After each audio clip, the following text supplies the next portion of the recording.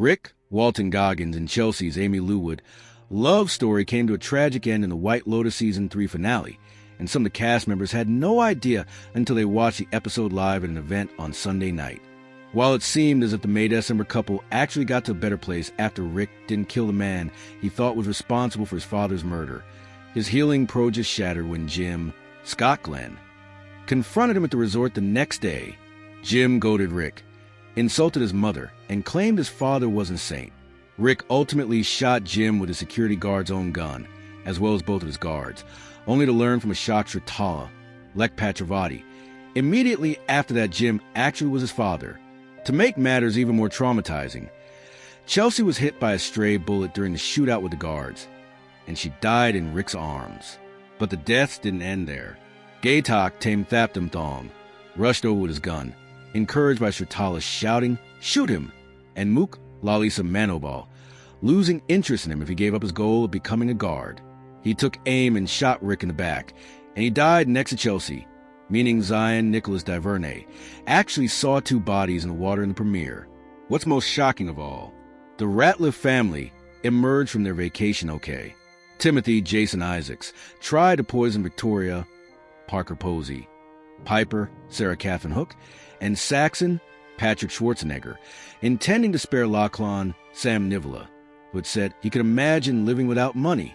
But Timothy changed his mind and knocked the poisoned pina coladas out of their hands. Unfortunately, Lachlan made a smoothie out of the used blender the next morning. Why didn't Tim wash it? He got sick, passed out, and seemed to have died, but somehow regained consciousness in Tim's arms soon after, and believed he saw God during his near-death experience. The Ratliffs left the White Lotus alive, but as they turned on their phones, Tim warned them that everything was about to change. Meanwhile, Jacqueline Michelle Monaghan, Kate Leslie Bibb, and Lori Carrie Coon left on better terms than ever, despite witnessing the violent shootout on their last morning.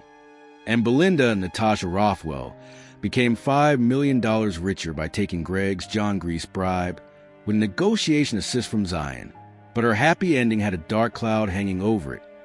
She literally became Tanya, Jennifer Coolidge, by ditching porn shy Dom Hetchekul and their plans to start a business together as soon as she got rich. She and Zion left Thailand immediately to make sure Greg couldn't change his mind and come after her. Money really does change people.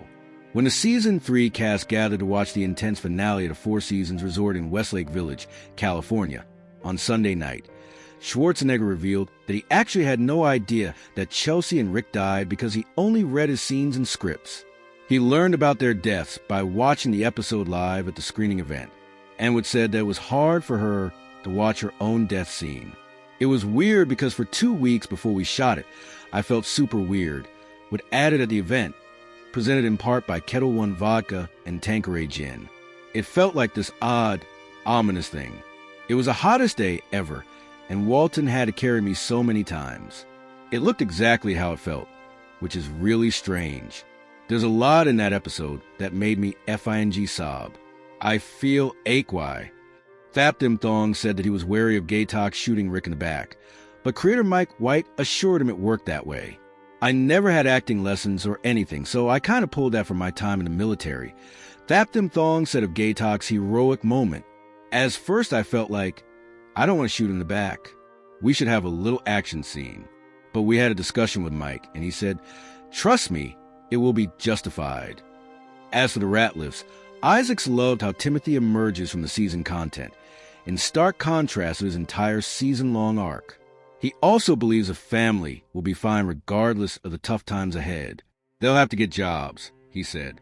I think that's going to stick in Victoria's throat quite a lot. They'll be fine, they just won't be fine in gigantic houses with huge Tesla trucks.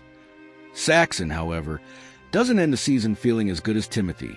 You know, incest, financial troubles, and a DOA career will do that to you. He went through the ringer.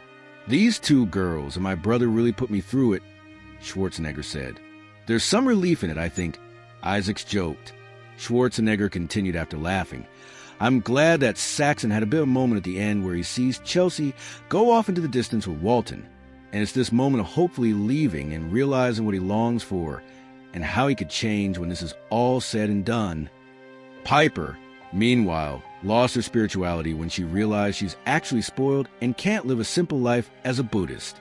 She is her mother's daughter. Hook said, I think she needs a lorazepam right now. I couldn't be happier for her. And I'm ready for her to be a hoe now. So watch out.